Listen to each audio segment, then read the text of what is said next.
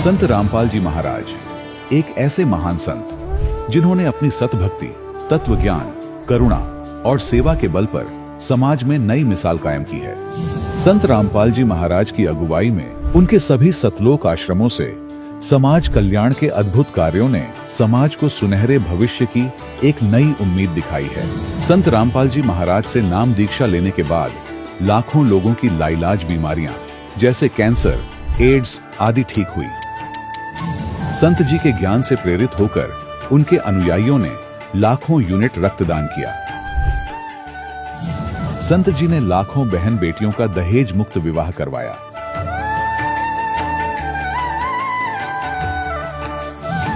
संत जी ने लाखों लोगों का नशा छुड़वाया, करोड़ों उजड़े परिवार बसे।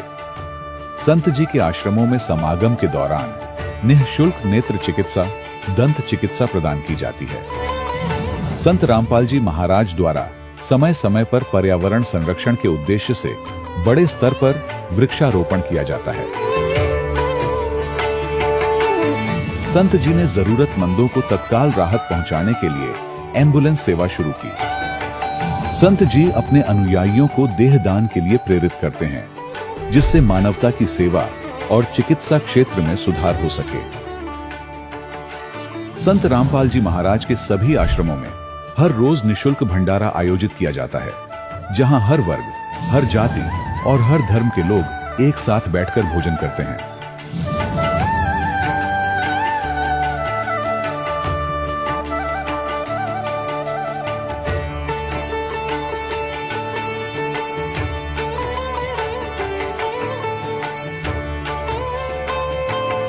संत रामपाल जी महाराज के आश्रम में हजारों बुजुर्गों को सम्मान और प्यार के साथ जीवन जीने का अवसर मिलता है।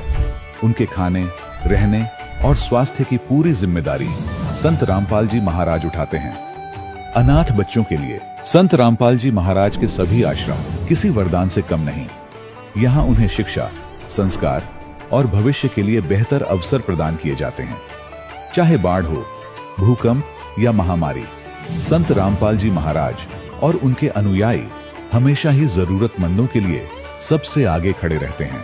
कोविड महामारी के दौरान संत रामपाल जी महाराज के आश्रमों से करोड़ों लोगों के लिए भोजन, दवाइयां और जीवन रक्षक सामग्रियां उपलब्ध कराई गई। चाहे गरीब की मदद हो या किसी शोषित और पीड़ित वर्ग के हक और सम्मान की लड़ाई, संत रामपाल जी महाराज ने हमेशा ही उनकी दबी आवाज को सरकारों तक पहुंचाया है और उन्हें उचित न्याय दिलवाने में अहम भूमिका अदा की है। समाज में आध्यात्मिक और सामाजिक मूल्यों के प्रति जागरूकता लाने में संत रामपाल जी महाराज हर कदम पर मानवता के सच्चे सेवक साबित हुए हैं। संत रामपाल जी महाराज का जीवन हमें सिखाता है कि सच्ची सेवा वही है जो निस्वार्थ भाव से की जाए। आइए हम भी इस महान सेवा के कार्य में इस महान संत से जुड़ें और संत रामपाल जी महाराज से नाम दीक्षा लेकर अपने जीवन को धन्य बनाएं।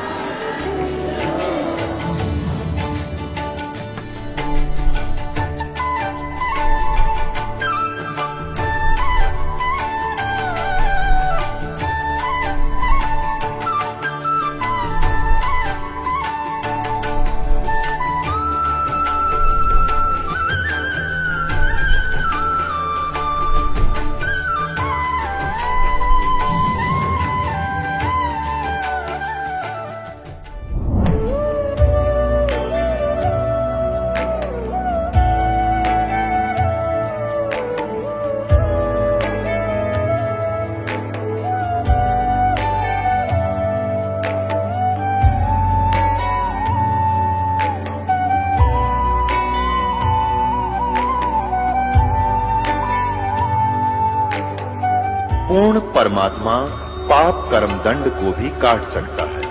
अभी तक जिस भी संत व महापुरुष से मिले, उन्होंने यही बताया कि पाप कर्म फल भोगने से ही समाप्त होगा। वो प्रभु कौन है जो पाप कर्म को काट देता है, वो काल के बंधन से छुड़वा देता है। उसका क्या नाम है, पूजा की विधि क्या है?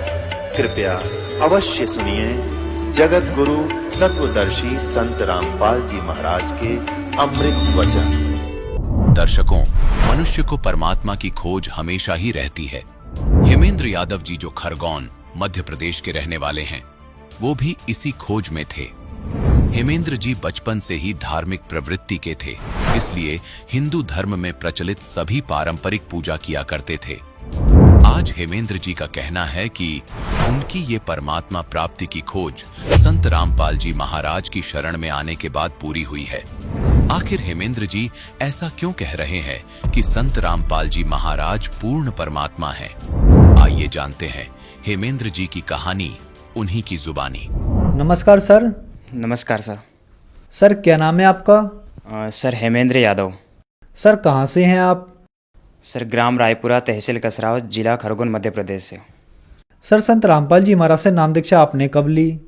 सर संत रामपाल जी महाराज से नाम दीक्षा हमने 20 मार्च सन 2016 में ली। संत रामपाल जी महाराज से नाम दीक्षा लेने से पहले आप क्या भक्ति साधनाएं करते थे? सर संत रामपाल जी महाराज से नाम दीक्षा लेने से पहले हम समाज में प्रचलित जो पारंपरिक पूजा पाठ होती थी वही करते थे, और शिव जी को जल चढ़ाना, दूध चढ़ाना और हनुमान जी के मंदिर में अगरबत्ती लगाना, इस प्रकार की पूजा करते थे।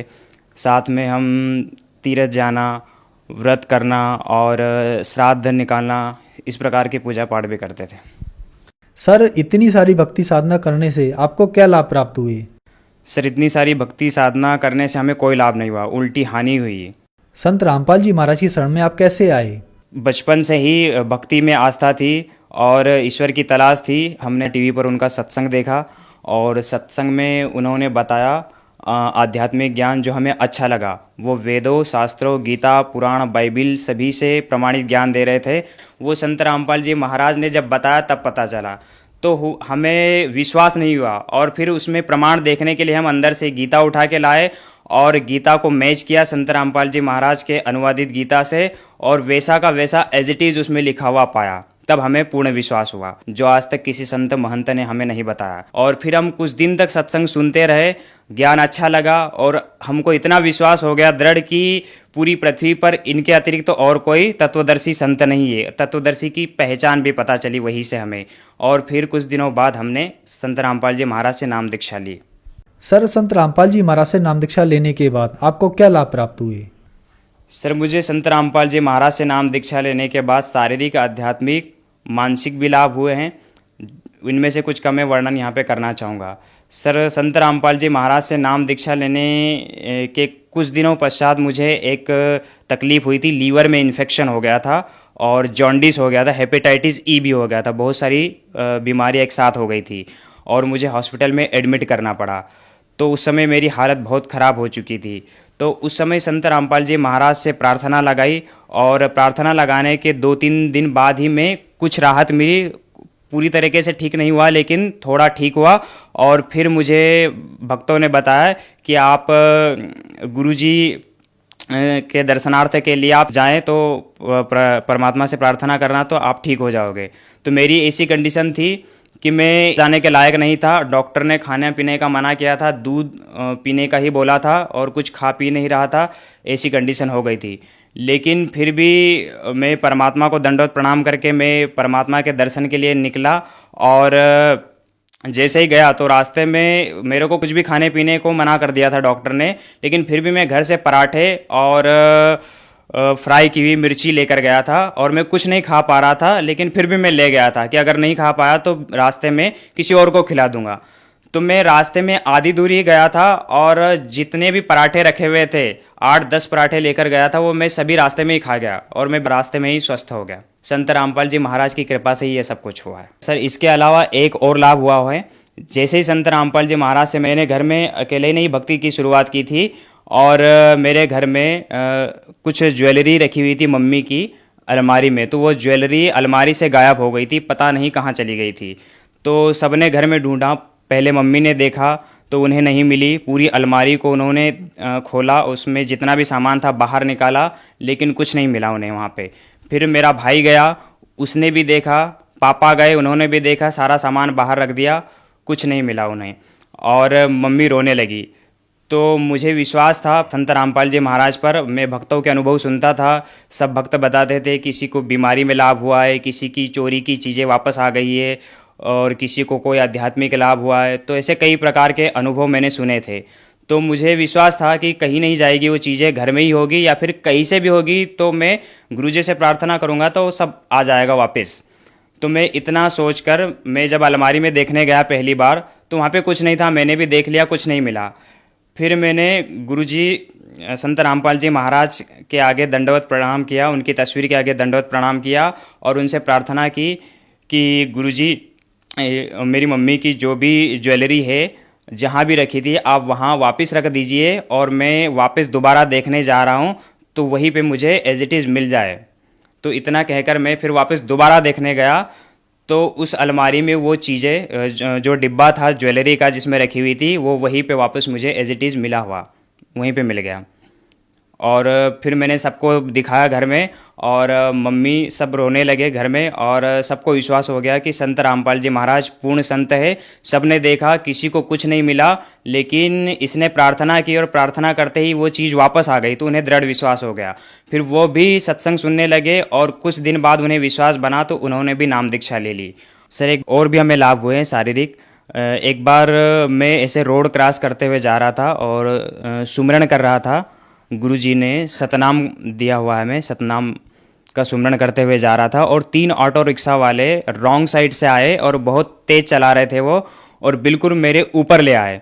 तो जैसे ही ऊपर आए तो मुझे ऐसा लगा कि मेरे ऊपर आए और मेरा एक्सीडेंट हो गया कि मैं अब बच नहीं पाऊंगा, लेकिन पलक झपकते ही इतना सब कुछ हुआ और देखा कि वो ऑटो रिक्शा आगे जा चुका है और मुझे कुछ नहीं हुआ, मैं बिल्कुल स्वस्थ हूँ। और वो ऑटो रिक्शा वाला निकल गया और उसके पीछे वाला वापस देख रहा है, देखते हुए जा रहा है कि ये रिक्शा तो इसके ऊपर चला गया था लेकिन ये बच कैसे गया, इसे कुछ नहीं हुआ। तो वो भी आश्चर्यचकित हो गया और वो भी निकल गए और मैंने भी इस बात को ध्यान नहीं दिया। मैं रोड क्रॉस करके वापस आ गया और फिर मैंने संत रामपाल जी से प्रार्थना की और उन्हें दंडवत प्रणाम किया और उनके आगे बोला कि गुरुजी ये सब आपने ही किया है, आपने ही मुझे बचाया है, वरना आज मेरा बचना संभव नहीं था। तो इस प्रकार से ये लाभ भी हुआ। एक बार मैं घर पे क्या है कि कुछ भैंसें हैं जिनका दूध देने के लिए मेरा भाई जाता है। एक रोज़ मैं जा रहा था और अचानक से एक बाइक रोड क्रॉस करते हुए आई और मैं सामने से जा रहा था, मैं बहुत स्पीड में था, तेज़ी से जा रहा था और वो बाइक सामने आ गई और मेरी बाइक उसमें चली गई, उस बाइक के अंदर। लेकिन ऑटोमेटिक मेरा ब्रेक तो नहीं लगा, ने पता नहीं ऐसा लगा कि किसी ने मेरी बाइक को रोक लिया और वो अचानक रुक गई, वहीं पे थम गई। ये सब कुछ संत रामपाल जी महाराज की कृपा से ही हुआ है। संत रामपाल जी महाराज की शरण में आने से पहले सर मैं कुछ नशा भी करता था, कभी कभार करता था, तो वो भी मेरा नशा भी छूट गया। और पापा भी नशा करते थे तो उनसे छूट नहीं रहा था। उन्होंने कई बार प्रयास भी किया, कुछ दिन छोड़ते थे फिर वापस चालू कर देते, छूट नहीं पा रहा था। लेकिन संत रामपाल जी महाराज का ज्ञान सत्संग सुना तो कुछ ही दिनों में बिना नाम दीक्षा लिए ही सत्संग सुनने से ही समाप्त हो गया नशा, बिल्कुल कभी याद भी नहीं उन्हें आया। और अब बिल्कुल वो स्वस्थ है, उन्हें कोई भी बीमारी नहीं है। पहले उनकी दाढ़ में भी दर्द होता था और बहुत परेशान भी रहते थे मानसिक रूप से भी, तो वो सब कुछ अब खत्म हो गया है, बिल्कुल स्वस्थ है और उन्हें कोई तकलीफ नहीं है और कोई नशा नहीं करते। सर संत रामपाल जी महाराज का नशा मुक्ति में क्या योगदान है?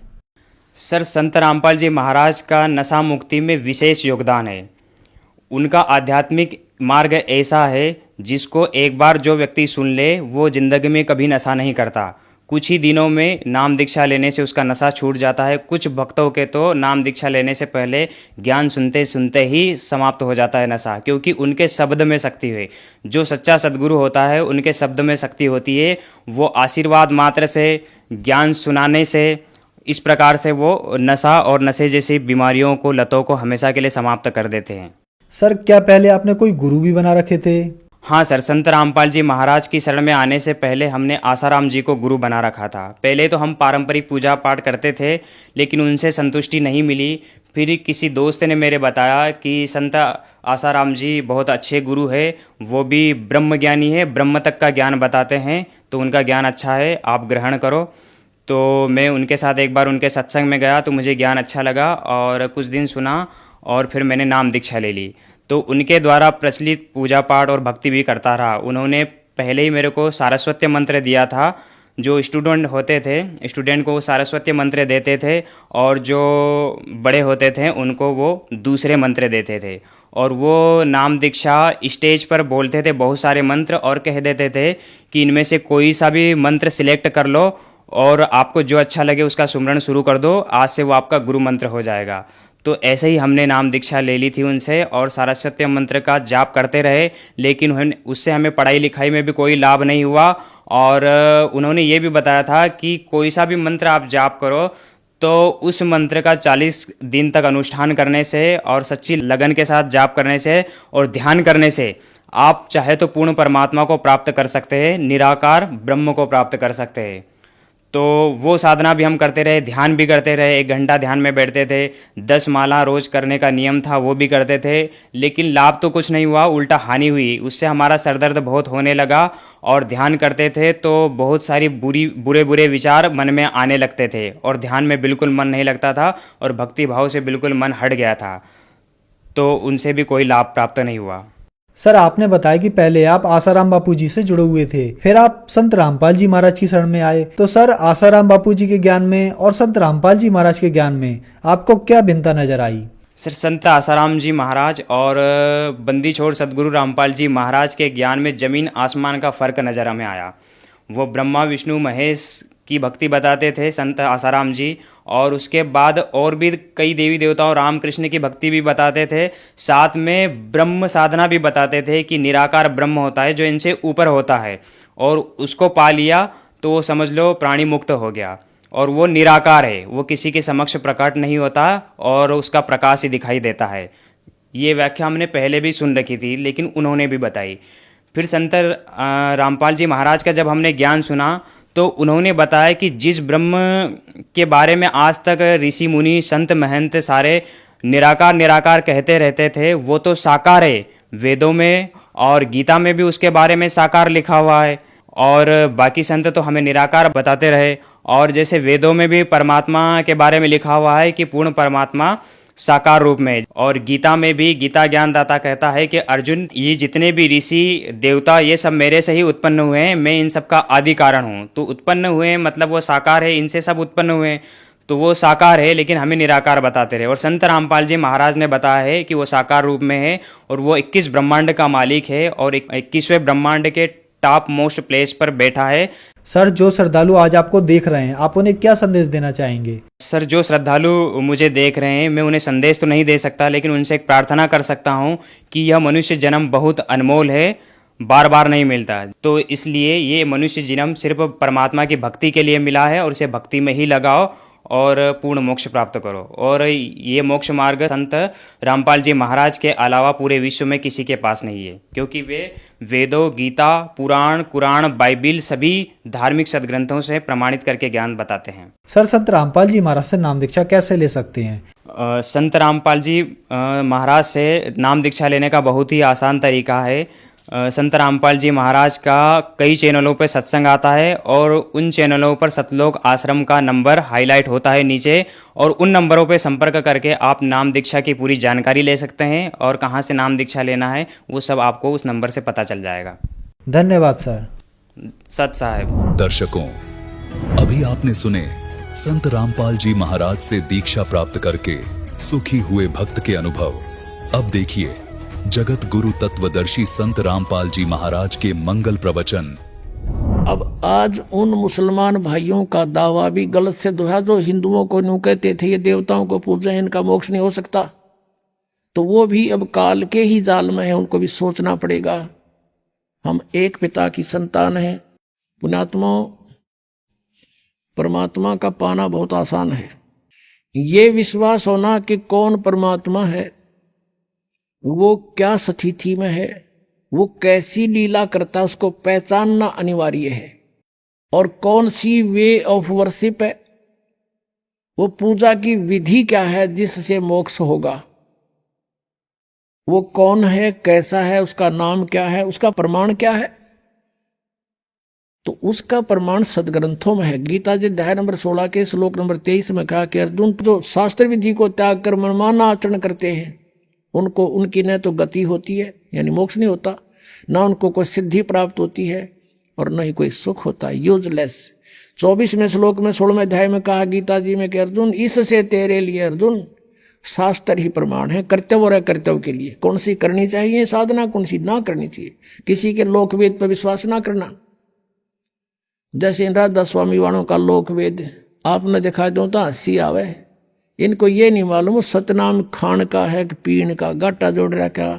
सतनाम सार नाम भी वही है, सतनाम भी सार, सतनाम को कहते हैं सतपुरुष भी सतनाम, सार शब्द भी सतनाम, और सचखंड भी सतनाम, और सतपुरुष भी सतनाम। ये जाएंगे सतलोक है थारा गजब भैया। अपने आत्माओं सृष्टि रचना सुनाने के लिए इतनी भूमिका बनाई थी ताकि आपका ये बात यकीन हो, विश्वास हो कि ये दास जो कह रहा है और परमात्मा ने जो कहा दास वही कह रहा है। एक तो आपने इस तत्व ज्ञान को समझने के लिए जो इस आश्रम में आते हैं, ये निरसंशय हो जाना कि ये दास जो शब्द बोलेगा वो 100% सत्य होंगे। फिर आपको समझण में आसानी हो जाएगी, इस मन का फतूर ना रहेगा। और ये विश्वास दिलाने के लिए कि दास जो बोल रहा है वो सारी साची है, ये प्रमाण दिखाता हूं। इन प्रमाणों को समझने के बाद फिर आपको ये भी देख लेना कि कहीं कोई ना प्रमाण दिखा पावे दास, और जो शब्द बोलेगा वो प्रमाणित समझ लेना, तो बहुत शीघ्र समझ में आ जाएगी आपके भगवान की ये परिभाषा। अब ये जो सृष्टि रचना जो दास सुनाने चला था, अब बहुत शॉर्टकट में सुनाऊंगा, 5-4 मिनट में, समय अच्छा हो गया है। पुणात्मा वैसे तो परमात्मा के लिए तो महापुरुषों ने जैसा भी उनके गुरुओं ने बता दिया, शीश देने की तैयारी कर दी, सारा खड़े होकर तप किया, अग्नि के चारों तरफ आग जला के बीच में बैठ के तप किया, घर त्याग दिया, ऊपर को पैर करके साधना की, व्रत भी रखने शुरू कर दिए। जैसे जैनियों में देखो आप इतने घोर व्रत कराते हैं, उपवास रखवाते हैं, वो भी उनको मंजूर है, एकाधे की तो डेथ भी हो जाती है लेकिन फिर भी वापस नहीं हटते। तो परमात्मा पाने के लिए हमने समय निकालना चाहिए। और ये कथा परमात्मा की सत्यनारायण कथा है, इसको सुनने से भी आत्मा प्रबल होती है, इससे चार्ज होती है, कुछ पाप इस ज्ञान यज्ञ से नाश होते हैं जो दास आपको सुना रहा है। और पहले हम क्या करते थे, जैसे जब ये ज्ञान नहीं था, पहले VCR चाले थे, और एक VCR का एक नाइट का 100 रुपये चार्ज होता था। 3 कैसेट लिया करते, 3-3 घंटे की फिल्म, और शाम ने चालू कर दिया करते 8 बजे, और चाय बनवाए जाते और पिए जाते हैं, और नवाक पाड़े देखे जाते। भाई पूरे 100 रुपये पूरे कराएंगे, तीनों फिल्म चलाएंगे, 9 घंटे चलाते, और लेना एक न देना दो, बकवाद सारी। और यहाँ परमात्मा की कथा अगर 10-20 मिनट पहले ज़्यादा भी हो जा तो हौसले से कथा सुननी चाहिए भगवान की, क्योंकि ये अनमोल रतन आज तक किसी को प्राप्त नहीं हुआ। आप पर वर्षा करवाई भगवान ने। और पहले हम सांग देखने जाया करते गाँव में, जो बैठ जाते वो बकवाद करें जाते, और हम रेत में बैठ जाते जहाँ गधे भी ना बैठे, और सुबह देखा करते ना यहाँ बैठे थे काल रात ने तेरे की, तो दिन में जब देखा भी ना जा उस रेत में बैठे थे और बकवाद सुना करते थे। और यहाँ सारी सुविधा दी भगवान ने अपने बच्चों को, और ये ज्ञान सुना रहे हैं आप। आपकी किस्मत का अंदाजा नहीं लगा सकते कितने पुण्य हैं आपके। लख बर सूरा जो जी लख बर सामत दे, लख बर यती जहान में जबकि तो सतगुरु शरणा ले। बहुत पुण्यकर्मी युगों युगों के तुम रहे हो। आज आपको यहाँ कोई भी कारण बना के से दुखी करके से सुखी करके लाए हैं भगवान। आप पर रहम किया उसने। आपके लिए जो दुख तुम्हें यहाँ लेकर आया वो दुख भी आपके लिए वरदान होगा कि इसके कारण आपको भगवान मिल गया। और दुख तो इसके दरबार में रहना ही को नहीं। जब विश्वास आपके दृढ़ हो गया था तो सतलोक के अंदर परमात्मा ने एक शब्द में 16 द्वीप उत्पन्न किए, फिर 16 वचनों से एक एक पुत्र की उत्पत्ति की। उसके बाद परमात्मा ने उन 16 पुत्रों में से जिसका नाम अचिंत था उससे कहा कि अचिंत अब तू सृष्टि रच। उसको आदेश दिया ये दिखाने के लिए कि बालकों का काम नहीं सृष्टि रचना, समर्थ बिन कोई काम सफल नहीं होता। अचिंत ने क्या किया, अपनी वचन शक्ति से एक पुरुष उत्पन्न किया जिसको अक्षर पुरुष बोलते हैं। गीता जी अध्याय नंबर 15 के श्लोक 16 में 2 पुरुष कहे, सर पुरुष और अक्षर पुरुष। अब सर पुरुष और अक्षर पुरुष की उत्पत्ति बताई जा रही है कैसे हुई। अक्षर पुरुष की उत्पत्ति अचिंत ने अपने वतन से की, परमेश्वर के आदेश से। परमात्मा ने उसको इतनी शब्द शक्ति दे दी थी। अक्षर पुरुष जब उत्पन्न हो गया वो अपनी मनमर्जी से चल पड़ा। अचिंत ने कहा था मेरा सहयोग दे सृष्टि में, उसकी नहीं मानी। जा करके एक मान सरोवर है ऊपर अमृत जल से भरा हुआ, उसमें जाके छलांग लगाई नहाने के लिए और उसमें आनंद आया, सो गया। वह श्वासों से शरीर नहीं है। अब वो सो गया था, अचिंत बैठा बैठा देखे, तब परमात्मा ने कहा कि बेटा समर्थ के बिना ये काम नहीं हो सकता और अब तू बैठ जा आसानी से। अब वहां गए परमात्मा ने, उस सत्य पुरुष ने, कबीर देव ने क्या किया, सरोवर से उसी जल से एक सरोवर से जल लिया, अपनी शक्ति से उसको एक अंडा बना दिया जैसे जादूगर बनाता है। उसको अंडे में एक आत्मा प्रवेश कर दी अपने वचन से। वो अंडा बहुत बड़ा था साइज में, वो गड़गड़ गड़गड़ करता हुआ नीचे को चला। उसकी अक्षर पुरुष की निंद्रा भंग होगी। अब कोई अधूरी निंद्रा में कोई जगा दे तो उसको बड़ा दुख सा होता है। इस दुख महसूस किया उसने, कोप किया और अंडे को कोप से देखा, क्रोध से। उस क्रोध से वो अंडा फट गया। उसमें से ये सरपुरुष यानी ज्योत निरंजन काल निकला एक मनुष्य रूप में। इन दोनों से कहा कि अक्षर पुरुष तुम निंद्रा में थे, आकाशवाणी की परमात्मा ने बाहर से, और तुम बाहर आओ, तुझे जगाने के लिए सब लीला की गई है, तू बाहर आओ। दोनों जने वो दोनों बाहर आ गए और उनसे कहा कि तुम अचिंत के द्वीप में रहो, तीनों एक द्वीप में। वो तीनों दोनों वो चले गए, एक अचिंत हो गया। अब कुछ दिनों के बाद ये सरपुरुष ज्योत निरंजन कहो, सरपुरुष कहो और अक्षर पुरुष कहो, चाहे परब्रह्म कहो, ये दोनों अचिंत के लोक में रहने लगे। कुछ दिनों के बाद इस सरपुरुष यानी ज्योत निरंजन कहो, इसे काल कहो, काल आगे जाके ही बनेगा। तो इस सरपुरुष ने सोचा हम तीन तो एक द्वीप में और अन्य हमारे भाई एक एक द्वीप में। उसके बाद परमात्मा ने क्या किया, हम सबकी उत्पत्ति कर दी। जितने आज हम यहाँ कीड़ी कुंजर हाथी मनुष्य राजा देव देवता जो भी हैं सभी की उत्पत्ति करके और सतलोक में सबको अलग अलग स्थान द्वीप दे दिए थे कि तुम रहो ठाठ से। तो इसको ये चिंता होगी, दुख हुआ, ईर्षा हुई कि हम तो तीनों एक लोक में, सारे सब अब अपने अलग अलग स्वतंत्र रह रहे हैं। तो इसने तप करना शुरू किया। 70 युग जब तप किया, प्रभु ने पूछा तू क्या चाहता है, परमेश्वर ने पूछा तू क्या चाहता है। इसने कहा कि हे पिता, हे परम पिता, मेरे लिए स्थान कम है, मुझे अलग से कोई स्थान दे दो। तो परमेश्वर ने इसको 21 ब्रह्मांड दे दिए, जैसे कोई धनी पिता अपने पुत्र को 21 प्लाट दे दे, अगले 21 प्लाट। वहां ये गया, रहने लगा। इसने देखा लेकिन वह खाली पड़ा था, इसलिए सोचा कुछ कंस्ट्रक्शन हो।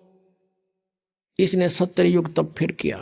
हम कैसे फंसे यहाँ पर, इस काल के साथ कैसे आ गए यहाँ इतने गंदे लोक में। हमने वहां पर गलती की थी। हमारे पिता ने हमारे को सब सुविधाएं दे रखी थी, कोई असुविधा नहीं थी किसी प्रकार की भी। हम अजर अमर थे, हम सदा युवा रहते थे। हमारे परिवार थे वहां पर, पूरे ग्रुप के ग्रुप, परिवार के परिवार थे। सतलोक में सृष्टि है ऐसी ही है, लेकिन वहाँ के हंस आत्मा है, वहाँ मृत्यु नहीं होती, बुढ़ापा नहीं होता, सदाबहार वृक्ष रहते हैं, कोई राग द्वेष नहीं, कोई भाई बंटवारा नहीं। और ये राधा स्वामी वाले जितने भी सब कहते हैं सतलोक में तो प्रकाश ही प्रकाश है। वहाँ आत्मा परमात्मा में ऐसे मिल जाती है जैसे बूंद समुद्र में। अरे कोई डूब का मरना है वहाँ पर, ढूंढ रहे हैं भगवान को, परमात्मा को तलाश करें, उसके दर्शन करेंगे, बैठेंगे, बतलावाएंगे, अपना दुख रोवाएंगे, हैं देख देख कर खुश होवाएंगे। इनको भगवान निराकार है, प्रकाश ही प्रकाश है और आत्मा उसमें ऐसे मिल जाती है जैसे बूंद समुद्र में। ये तो एक डूब का मरने वाली बात होगी। है किसी में मत चलो, कहेंगे चलो समुद्र में डूब मरो, भगवान मिलेगा, लो अभी ना जाओ। तो ये मूर्ख बना रखे हमने, उन्हें पता है ना सतलोक का बेरा। इन जाने वालों ने पता है उड़ा जाना उड़ा कुछ है को नहीं है। तो बात बात वो बनाओ, सुन लेते हैं श्रद्धालु। तो वहां पर सृष्टि है, एज इट इज है, भगवान मनुष्य दृश्य है, उसके एक रोमकूप में करोड़ सूर्य मिला दे, करोड़ चंद्रमा, इतनी रोशनी उस मालिक के वहां के रूप में। वहां से वो हल्के तेज पुंज का रूप बनाकर सरल करके यहाँ आता है। वेद भी बता रहे हैं, और ये 600 साल पहले परमात्मा ने अपनी महिमा आप बता रखी है कबीर वाणी में।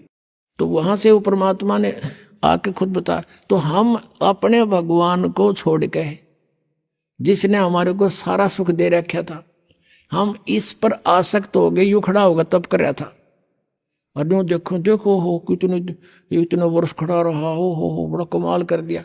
अब हमारे ये बीमारी वहां से लगी थी बुराई। जैसे अब है एक हीरो या हीरोइन, अभिनेता अभिनेत्री, अपने पेट के लिए नाचा कूदी, उछलम कूदम, मेकअप करते, और हम उन पर आसक्त होते हैं। यहाँ एक बरुवाला में या हिसार में कोई एक्टर आ जा, नेता अभिनेता आ जाए, और देखो नौजवान लड़के और लड़कियों की लाइन लग जाएगी, हजारों की संख्या में इकट्ठे हो जाएंगे, और दूर तो देखेंगे वो खड़ा वो खड़ी, सारे दिन धक्के खा के नो के न्यू आ जाएंगे। बताओ, सो खड़े तर वो खड़ी, तो उन्हें क्या मिल गया? वो अपने पेट के लिए भटक रहे हैं, और हम उसको देख आसक्त हो रहे हैं, और कहते हैं मेरा फेवरेट वो है ये हीरो, फेवरेट न मार दिया हम। यू हमारा फेवरेट हीरो हो गया वहां पर सतलोक में।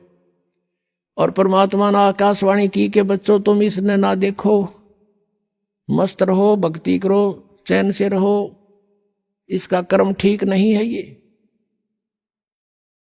परमात्मा ने इसको मना किया था, पर इसने ये माना नहीं। और हमें भी मना किया था कि इसकी तरफ ना ध्यान दो, तुम मस्त रहो। लेकिन हम ऊपर से तो सावधान हो गए, पर अंदर से कसक नहीं गई, इसके प्रति कति फिट हो गया, आकर्षित हो गए, अंदर से कसक बन गई जबरदस्त। वो तो अंतर्यामी सारी जानते हैं। जब इसने दूसरी बार तप किया तब पूछा भी क्या मांगता है तू? 70 युग तप किया।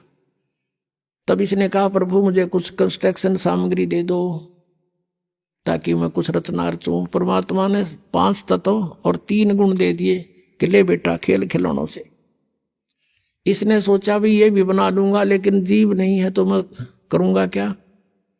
मुझे आत्मा भी चाहिए कि लेगा, दिल नहीं लगे। तब इसने 64 युग तब फिर किया। तब प्रभु ने पूछा क्या मांगता है, बोल। तूने जो मांगा मैंने सब दे दिया। तब इसने कहा कि मुझे कुछ जीव दे दो, आत्मा दे दो प्रभु। अब परमेश्वर ने कहा कि भाई ये आत्मा नहीं दे सकता तुझे किसी भी सूरत में। हाँ तुझे और प्लाट चाहिए और दे दूंगा, ब्रह्मांड 5, 7, 10 चाहिए, ये नहीं दे सकता क्योंकि ये मेरी आत्मा है, मेरे वचन से उत्पन्न हुई है, मेरी हृदय है, ये मेरी आत्मा है, ये नहीं दे सकता तुझे। लेकिन एक शर्त है, यदि कोई स्वयं तेरी स्वेच्छा से जाना चाहता है तो जा सकता है, जा पूछ ले। तो हमारे पास आया, जितने हम यहाँ फंसे हुए हैं, हमसे पूछा क्या मेरे साथ तुम चलोगे? अलग से मैंने तप करके अलग से राज्य प्राप्त किया है, वहाँ ऐसे रहेंगे, ऐसे देव बनाऊंगा, महादेव बनाऊंगा, हैं दूधों की नदी बहाऊंगा। अब वहाँ कोई कमी थी हमने, लेकिन बुद्धि भ्रष्ट होगी। हम बोले ठीक है पिताजी आज्ञा दे देंगे तो हम चल पड़ेंगे। अब उसने परमेश्वर कबीर देव से कहा काल ने कि पिताजी कुछ आत्माएं मेरे साथ जाने को एग्री हैं। परमेश्वर ने कहा कि मेरे सामने स्वीकृति दिला दो। परमेश्वर आए वहां से स्वयं और हमारे पास आकर खड़े हो गए। परमेश्वर ने कहा कि बोलो भाई कौन जाना चाहता है इसके साथ, हाथ खड़ा करो। अब परमात्मा ने पहले तो हमें मना किया था कि इस पर आसक्त मत हो, हम शर्मिंदे हो गए, नीचे को मुंह कर लिया, कोई नहीं बोला, सन्नाटा छा गया। तब परमेश्वर ने कहा कि रे तो आप तो कह रहे, तू तो कह रहा था ये बहुत कुछ मेरे साथ जाने वाले हैं, ये तो कोई बोलता ही नहीं, झूठ बोलता था तू। इतने में एक आत्मा ने सोचा कहीं बात ना बिगड़ जाए, हिम्मत सी करके खड़ा हो गया। खड़ा होकर कहा कि प्रभु मैं जाना चाहता हूं इसके साथ। अब पीछे फिर हमने सोचे कि ये कलाई लूट जा लूट। फिर तो हम देखा जैसे बच्चे स्कूल में एक हाथ खड़ा कर ले, सारे कर लिया, अगर नो नो नो, तो हम सब खड़े हो गए और दोनों हाथ कर दिए, हम भी जाना चाहते, हम भी जाना चाहते। परमेश्वर ने कहा भाई ठीक है। मैंने इनके नंबर नोट कर लिए इन आत्माओं के, किस किस ने स्वीकृति दी है, और आप अपने लोक में जा। इनको मैं विधि से भेजूंगा, एज इट इज नहीं भेज सकता। तो क्या किया परमात्मा ने, हमें बीज रूप बनाया सूक्ष्म, और जिसने सबसे पहले काल के साथ आने की स्वीकृति दी थी उसको एक लड़की का रूप बना दिया, युवा लड़की, युवती, खूबसूरत लड़की बना दिया, जो आगे चल के दुर्गा कहलाई। और उसके अंदर हम सब आत्माओं को फीड कर दिया अपने वचन से, और उससे कहा कि बेटी मैंने तुझे सब शक्ति दे दी है, परमेश्वर कबीर देव जी ने कहा। और जितने जीव ये ब्रह्म कहे, सरपुरुष कहे, उतने तो उत्पन्न कर देना, तेरे वचन में शक्ति दे दी, तू वचन से भी उत्पन्न कर सकती है। अपने पुत्र सहजदास से कहा कि पुत्र जा अपनी बहन को ज्योत निरंजन के पास छोड़ के आ, सरपुरुष के पास। उसके ब्रह्मांड, ये सभी ब्रह्मांड वहीं थे सतलोक के अंदर। ये वहां खड़ा था, सहजदास उस लड़की को लेकर गया, प्रकृति को, दुर्गा को, और वहां जाकर कहा कि ले पिताजी का आदेश है, ज्योत निरंजन जितनी भी आत्माओं ने तेरे साथ आने की स्वीकृति दी थी उन सबको इसके अंदर फीड कर दिया, भगवान ने भर दिया, और इसको वचन शक्ति दे दी है, जितने जीव तू कहेगा ये वचन से बना दिया करेगी। और ऐसा कहकर सहजदास वापस आ गया। अब ज्योत निरंजन ने देखा, इस ब्रह्म ने, सरपुरुष ने, युवा लड़की, अपनात्माओं, ये यहाँ बलात्कार और ये बकवादें जो हैं ये हमारे अंदर, इस मन वहीं से घर कर गई थी इस काल में, ये मन रूप में सबके अंदर विद्यमान हो गया। इसने ऐसा एलिमेंट छोड़ दिया हमारे अंदर, इसके अंदर ये दोष आ गया। एकांत में अकेली युवती को देखकर इसने उसके साथ जुल्म करना चाहा। लड़की भी भांप गई इसके इरादे को और कहा कि ज्योति निरंजन बात सुन, तू मेरा बड़ा भाई, तू मेरे से पहले उत्पन्न हुआ, अंडे से परमात्मा का ही उत्पन्न किया हुआ है और उसी से मेरा जन्म हुआ। तू मेरा बड़ा भाई, मैं तेरी छोटी बहन, बहन भाई का यो क्रम अच्छा नहीं होता, तू जुल्म ना करे। पिताजी ने मुझे शब्द शक्ति दे रखी है, वचन शक्ति, जितने जीव कहेगा मैं बना दूंगी। इसने एक नहीं सुनी, हद से आगे बढ़ गया। लड़की ने अपनी इज्जत सुरक्षा के लिए कुछ ना पाया तो उसने छोटा रूप बनाया और इसने बकवाद के लिए मुंह खोल रखा था, मुंह के माध्यम से पेट में चली गई। वहां से परमेश्वर कबीर देव अपने पिता से पुकार की, भगवान मेरी रक्षा करो। परमात्मा ने कहा जोगजीत, सहजदास जाओ उसके पास, और परमेश्वर स्वयं आए अपने पुत्र का रूप बना के और कहा ज्योति निरंजन तूने जुल्म कर दिया।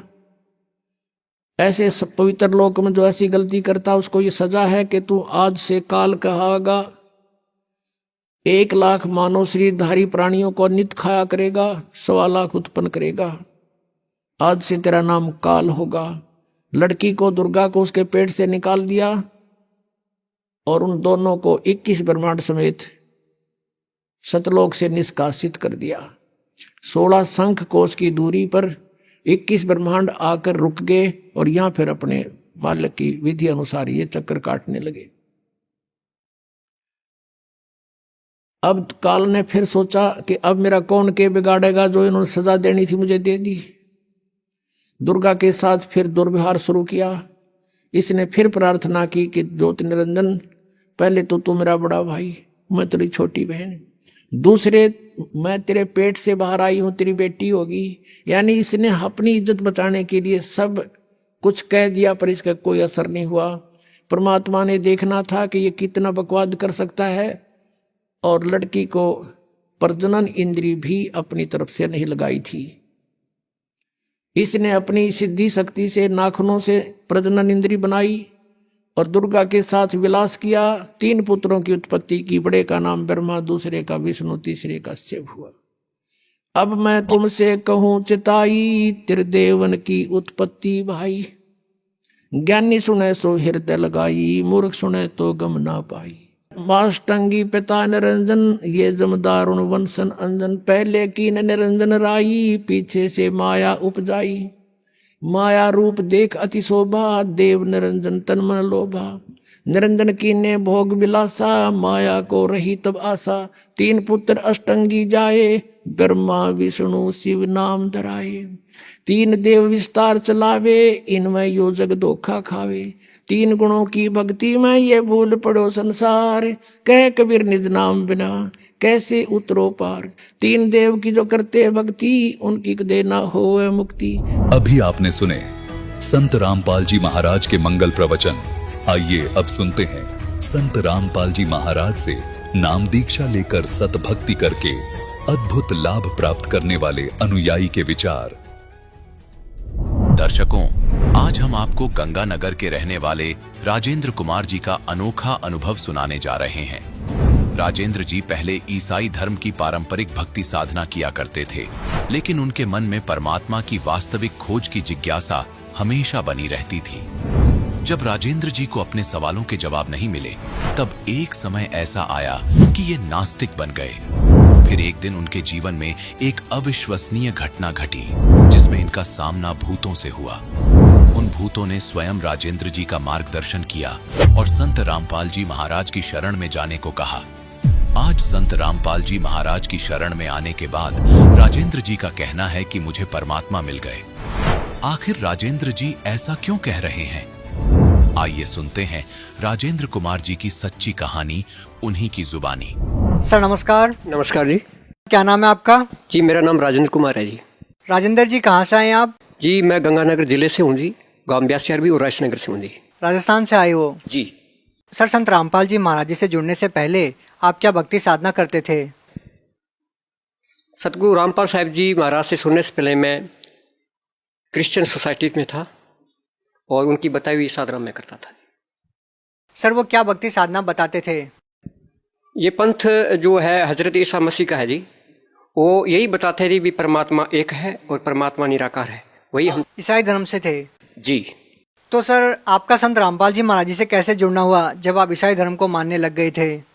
ईसाई धर्म में जुड़ने के बाद में कुछ मेरी शंकाएं थी। ईसाई धर्म में जाने के बाद में मेरी मुख्य समस्या यही रही कि वो परमात्मा को निराकार बताते थे, भी परमात्मा निराकार है। और इसके साथ साथ जब हम उनसे प्रश्न करते थे भी परमात्मा कौन है, तो वो ये कहा करते थे भी परमात्मा है वह प्रभु यीशु ही परमात्मा है।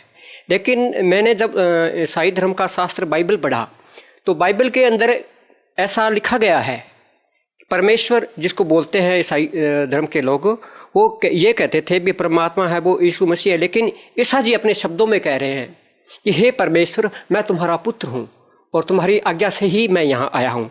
तो ये बात मेरे मन में एक शंका थी।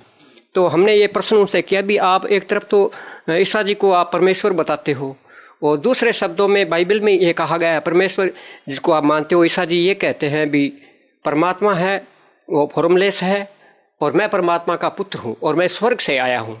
तो ये दो बातें मेरी समझ में नहीं आई।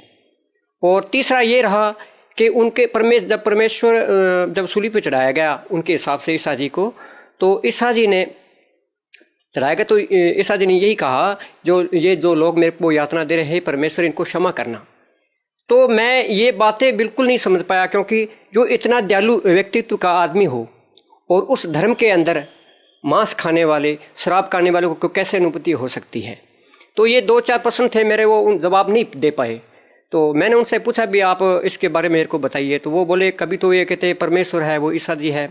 आपके कहने का मतलब है कि ईसाई धर्म में शराब पीने का आदेश तो नहीं है, लेकिन लोग फिर भी पी रहे हैं। हाँ जी बिल्कुल। बाइबल में जहाँ तक मैंने पढ़ा मैंने समझा, बाइबल के अंदर कहीं भी ऐसा नहीं लिखा है, शराब पीने का नहीं लिखा है।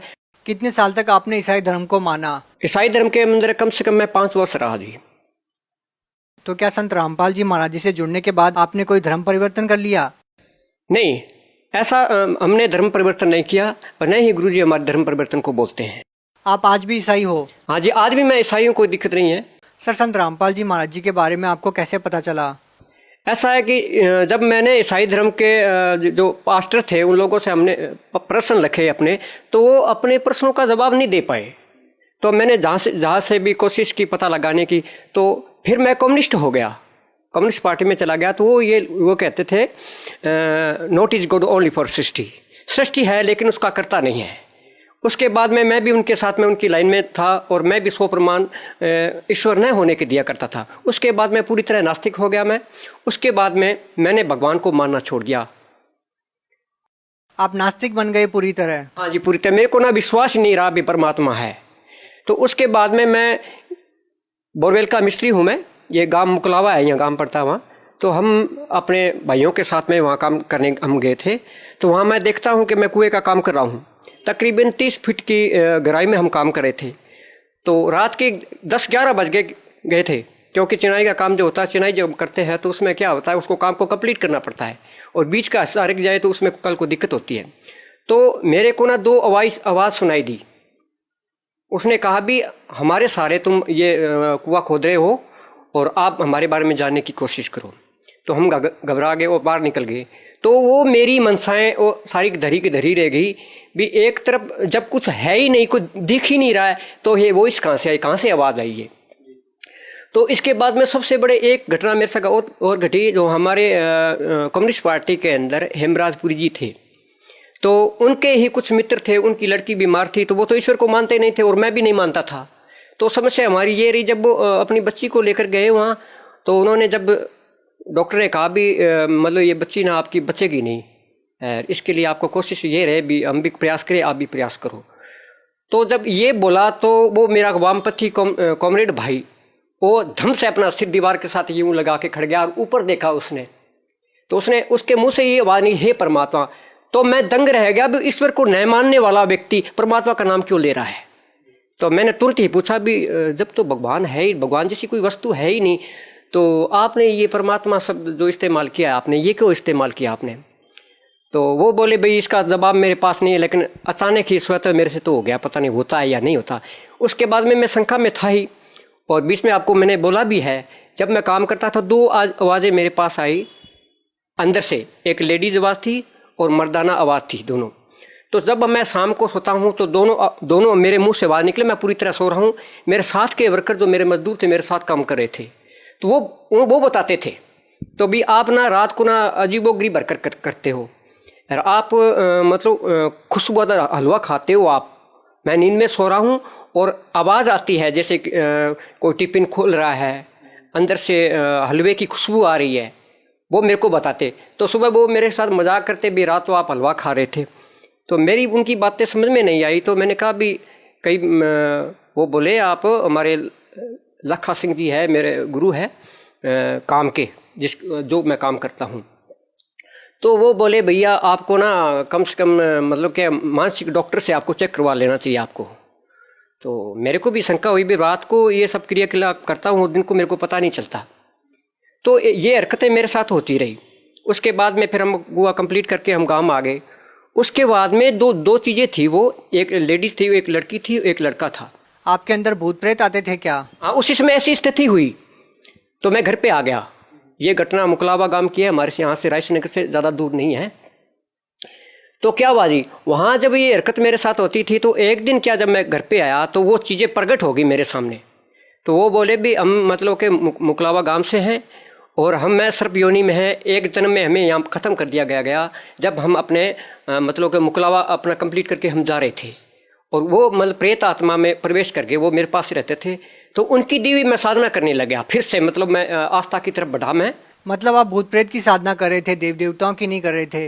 मुझे नहीं लगता भी वो भूत प्रेत थे, मेरे लिए तो वो देव थे, क्योंकि उनको मानता था। मुझे ये नहीं पता था ये साधना करनी चाहिए कि नहीं करनी चाहिए। ऐसा करते करते कम से कम 4-5 साल वो मैं साधना करता रहा जी। तो एक दिन उनका मुख्य उत्सव होता था हमारे, एक तो नागपंचमी हुआ करती थी और एक अमावस्या का दिन जो हमने खुद ने डिसाइड कर लिया था, क्योंकि अमावस्या के दिन हम कुएं का काम नहीं करते थे। तो उन्होंने उनके नियम थे। तो नियम ये थे कि मतलब एक तो वो शराब को मना करते थे, बीड़ी शराब को। मैं शराब का बहुत बड़ा आदी था, तो जब मैं पी लेता था तो मेरे को बड़ी परेशानी होती, वो मेरे को बहुत ज़्यादा परेशान करते थे। एक बार क्या 3-4 साल के बाद में काफ़ी लोग मेरे पास आने लगे। मैं अपनी सीढ़ियाँ बांटता रहा उन लोगों को, जैसे का कोख को बांधना है, पानी को बांधना। सिद्धियों से मतलब है कि जो आप भूत प्रेत की साधना करते थे उनसे आपको कुछ शक्तियाँ मिली? हाँ जी, हाँ जी, वही सिद्धियाँ जो वो बताते थे। उसका सिस्टम हमारा ये था कि हमारा एक सदस्य। सर हमारा प्रश्न अभी भी आपसे ये है कि संत रामपाल जी महाराज जी के बारे में आपको कैसे पता चला? ये तो अलग चीज़ है। हाँ जी, बिल्कुल उसी बात पे मैं आ रहा हूँ। उसके बाद में जो हमने साधना की तो उन्हीं लोगों ने, जिनका नाम दीपांकरी और कालेंदर था, जो मेरे पास प्रेत थे, तो उन्होंने बताया भी ये आज के बाद हमारी ये साधना नहीं करना आप। फिर मैंने उनको बोला भी फिर हमें क्या करना चाहिए? तो वो बोले भगवान जो है वो हरियाणा में आए हुए हैं। उसके बाद में फिर हम अपने मित्र लखा सिंह के साथ में जो हमारे साथ काम करते थे, उसके बाद में हम बरवाला के लिए चल दिए जी। नहीं सर, संत रामपाल जी महाराज जी के बारे में जिक्र कहाँ से आया? क्या संत रामपाल जी महाराज जी के बारे में आपको भूत प्रेतों ने बताया? हाँ जी बिल्कुल। संत रामपाल जी के संबंध में उन्होंने बताया, आखिरी हमारी नागपंचमी रही होगी वो, तो उन्होंने कहा भी आज के बाद हमारी ये साधना नहीं करना, आपको ईश्वर की साधना करनी चाहिए। तो हमने कहा भी ईश्वर कौन है? तो वो बोले ईश्वर इस धरती पर आए हुए हैं और बरवाड़ा आश्रम के अंदर इशार आए हुए हैं, तो उसकी शरण में जाइए आप, और हमारी शरण में आज के बाद हमारी उपासना आपको नहीं करनी चाहिए। सर, ये बहुत ही अद्भुत बात आपने बताई है कि संत रामपाल जी महाराज जी के बारे में आपको भूतों ने बताया कि संत रामपाल जी महाराज जी पूर्ण परमात्मा आए हुए हैं यहाँ पर। ये बात हमने पहली बार सुनी है कि भूतों ने बताया कि संत रामपाल जी महाराज जी परमात्मा आए हुए हैं। सर, हम आपसे ये जानना चाहते हैं कि संत रामपाल जी महाराज जी के पास जब आप जाते हो, जिसके बारे में आपको भूत प्रेतों ने बताया था कि वो परमात्मा हैं, क्या आपकी वो सारी शंकाएं दूर हो गई जो भगवान के प्रति आपके मन में थी? हाँ बिल्कुल, 100% हमारी जो भी शंकाएं थी ईश्वर के प्रति वो पूरी तरह दूर हुई, और मैं आस्था के लगाव में रहा और मैंने परमात्मा को पा लिया। परमात्मा से आपका क्या तात्पर्य है? परम आत्मा, तमाम संपूर्ण, जैसे कि हमारे शास्त्रों में दिया गया है। बस संत रामपाल जी महाराज जी जो साधना आपको बताते हैं उसमें आपने कहा कि आपने परमात्मा को पा लिया, तो ऐसा संत रामपाल जी महाराज जी कौन सी साधना देते हैं जिससे आपने परमात्मा को पा लिया? संत रामपाल जी शास्त्र अनुकूल साधना बताते हैं जी। असल मायने में जो हमारे ऋग्वेद, यजुर्वेद, सामवेद, अथर्ववेद, 18 पुराण, 14 उपनिषद जो दिए गए हैं, उनसे जो उनके जो अंतर साधना बताई गई वही साधना हमारे गुरुजी बताते हैं जी। सर, ये जो साधनाएं संत रामपाल जी महाराज जी ने आपको बताई, क्या उन्होंने ईसाई धर्म की पवित्र बाइबल से भी कुछ प्रमाण दिखाए? संत रामपाल जी की बताई हुई साधना जो है हमारे, चाहे वो बाइबल हो, चाहे कुरान हो, गुरु ग्रंथ साहिब हो, जितने भी धर्म है, सारे धर्मों का जो निचोड़ है वो उन चीज़ों में मिलता है जी। सर, संत रामपाल जी महाराज जी के ज्ञान के बारे में आपने बताया कि आपको सारा ज्ञान हो गया, आपके मन की जितनी भी शंकाएं थी वो दूर हो गई। तो सर, हम आपसे ये जानना चाहते हैं कि आपको संत रामपाल जी महाराज जी से नाम दीक्षा लेने के बाद क्या क्या लाभ मिले? वैसे तो आध्यात्मिक सबसे बड़ा लाभ होता है जी, और लेकिन के भौतिक जीवन के अंदर लाभ जो मैं आपको बताऊंगा विस्तार से आपको। सबसे पहला तो ये था भी मैं शराब भी पीता था, बीड़ी भी पीता था, ये मेरे को लाभ हुआ। और उसके बाद में आम तौर पर क्या है कि हमारे यहाँ जो गलत परंपराएं चल रही है और वो परमात्मा के संत रामपाल जी के विधान में नहीं है, तो उनके अनुशासन रहते हुए भी मैं आर्थिक लाभ हुए हैं। उनके साथ में दो मेरे सबसे बड़े लाभ हुए हैं जी। मैं मृत्यु के ग्रास से निकला हूँ जी, पूरी तरह मैं ठीक हुआ हूँ और मैं ख़त्म हो गया था जी। कैसे, क्या क्या वाक्य था वो? हाँ, उस समय में आपको मैं बता रहा हूँ कि एक बार हम अपने किसी मित्र के यहाँ गए हुए थे जी, तो वहाँ मैं देख रहा हूँ कि मेरे को पैरालिसिस हो गया, मेरा एक साइड का जो बॉडी जो है ना पूरी तरह ख़त्म हो गया जी। मेरी आंखें यहाँ आ गई और मेरे हाथों की जो नसें थी पूरी तरह काले रंग की हो गई और मैं पूरी तरह सुन्न हो गया। मैं देख रहा हूँ भी मेरा एक हिस्सा पूरी तरह ख़त्म हो गया है। कुछ ही समय बाद में मेरे साथी आए मेरे, तो उन्होंने मेरे को संभाला, तो मैं ये देख रहा हूँ भी मेरे को वो उठा रखा है, लेकिन जो मेरी आत्मा जो है वो मेरे शरीर से बाहर है, वो लेके जा रहे। मैं उनको बोल रहा हूँ भी मेरे से बात करो, आप मेरे शरीर को कहाँ लेके जा रहे हो, लेकिन वो मेरी बात सुनाई नहीं दे रहे थे उनको। और मेरे साथी मुकेश भाई, मेरे शरीर को उठा रखा उन्होंने, और वो दो चार मेरे जो साथी थे उनके साथ वो उनको बुलाया, उन्होंने मेरे मालिश कर रहे थे। उस समय मेरी आत्मा जो शरीर से बाहर थी और मैं प्रवेश करने की कोशिश कर रहा हूँ। अचानक से संत रामपाल जी प्रकट हुए और उन्होंने मेरे से पीछे से यहाँ से पकड़ा ऐसे, और ऐसे हवा में झूल रहा हूँ, मेरा शरीर मतलब जो है आत्मा झूल रही है, मैं प्रवेश करने की कोशिश कर रहा हूँ। लेकिन गुरुजी प्रकट होते उन गुरुजी ने कहा कि जब आपको साधना के अंतर बताया गया है कि आपको अपनी सिद्धि का इस्तेमाल नहीं करना है, और ये जो समय मैं आपको जीवन दान दे रहा हूँ, ये भक्ति के लिए दे रहा हूँ। इसके बाद में मैं अपने शरीर में प्रवेश कर गया, उसके बाद में मैं ठीक हुआ। सर, क्या क्या लाभ मिले? उसके बाद में वैसे मैंने पहले भी जिक्र कर रखा है कि मैं बोरवेल का मिस्त्री हूँ। एक बार हम कुएं की चढ़ाई करे थे, 30 फुट के ऊपर से मसाले की भरी हुई बाल्टी मेरे ऊपर गिर गई, तो उसके बाद में वहाँ मेरी मृत्यु होनी थी। 30 फुट की गहराई के अंदर से जब मैं नीचे चढ़ाई कर रहा था, ऊपर से क्या बाल्टी गिरी, उससे क्या हुआ, मेरा ऊपर जोर से पड़ा, तो उस समय बेहोश हो गया। लेकिन क्या है, मेरे को एक इंजेक्शन तक लगाने की जरूरत नहीं पड़ी और मैं संत रामपाल जी की दया से आज मैं संपूर्ण ठीक हूँ। सर, आप भगत समाज को क्या संदेश देना चाहते हैं? संपूर्ण भाइयों को मैं यही संदेश देना चाहता हूँ कि शास्त्र अनुकूल साधना संत रामपाल जी महाराज बता रहे हैं, और उससे पहले अपने शास्त्रों को पढ़ो, उनकी दिव्य पुस्तकें जीने की राह है, ज्ञान गंगा है, उनको पढ़िए आप। और पढ़ने के बाद में संत रामपाल जी से नाम ले सकते हैं और अपना कल्याण करवा सकते हैं। जी धन्यवाद। धन्यवाद।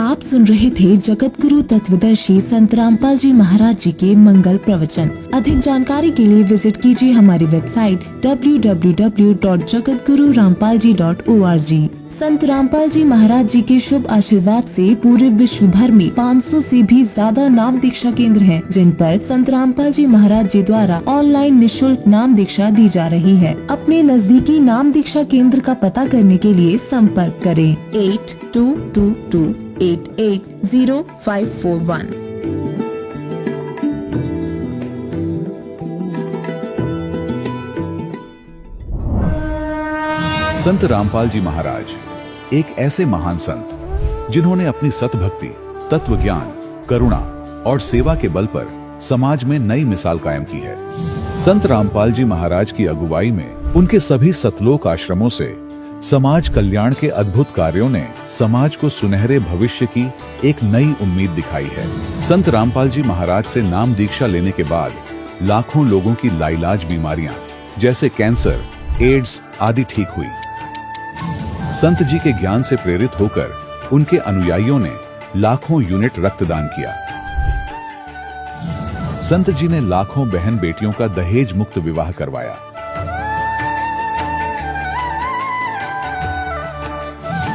संत जी ने लाखों लोगों का नशा छुड़वाया, करोड़ों उजड़े परिवार बसे। संत जी के आश्रमों में समागम के दौरान निःशुल्क नेत्र चिकित्सा, दंत चिकित्सा प्रदान की जाती है।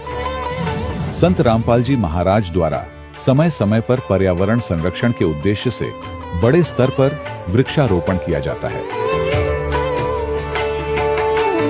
संत जी ने जरूरतमंदों को तत्काल राहत पहुंचाने के लिए एम्बुलेंस सेवा शुरू की। संत जी अपने अनुयायियों को देहदान के लिए प्रेरित करते हैं, जिससे मानवता की सेवा और चिकित्सा क्षेत्र में सुधार हो सके। संत रामपाल जी महाराज के सभी आश्रमों में हर रोज निशुल्क भंडारा आयोजित किया जाता है, जहां हर वर्ग, हर जाति और हर धर्म के लोग एक साथ बैठकर भोजन करते हैं।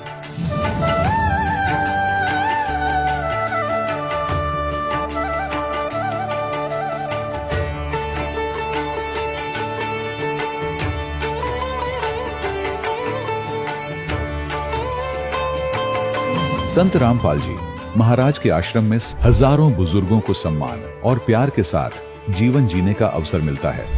उनके खाने, रहने और स्वास्थ्य की पूरी जिम्मेदारी संत रामपाल जी महाराज उठाते हैं। अनाथ बच्चों के लिए संत रामपाल जी महाराज के सभी आश्रम किसी वरदान से कम नहीं। यहाँ उन्हें शिक्षा, संस्कार और भविष्य के लिए बेहतर अवसर प्रदान किए जाते हैं। चाहे बाढ़ हो, भूकंप या महामारी, संत रामपाल जी महाराज और उनके अनुयायी हमेशा ही जरूरतमंदों के लिए सबसे आगे खड़े रहते हैं। कोविड महामारी के दौरान संत रामपाल जी महाराज के आश्रमों से करोड़ों लोगों के लिए भोजन, दवाइयां और जीवन रक्षक सामग्रियां उपलब्ध कराई गई। चाहे गरीब की मदद हो या किसी शोषित और पीड़ित वर्ग के हक और सम्मान की लड़ाई, संत रामपाल जी महाराज ने हमेशा ही उनकी दबी आवाज को सरकारों तक पहुंचाया है और उन्हें उचित न्याय दिलवाने में अहम भूमिका अदा की है। समाज में आध्यात्मिक और सामाजिक मूल्यों के प्रति जागरूकता लाने में संत रामपाल जी महाराज हर कदम पर मानवता के सच्चे सेवक साबित हुए हैं। संत रामपाल जी महाराज का जीवन हमें सिखाता है कि सच्ची सेवा वही है जो निस्वार्थ भाव से की जाए। आइए हम भी इस महान सेवा के कार्य में इस महान संत से जुड़ें और संत रामपाल जी महाराज से नाम दीक्षा लेकर अपने जीवन को धन्य बनाएं।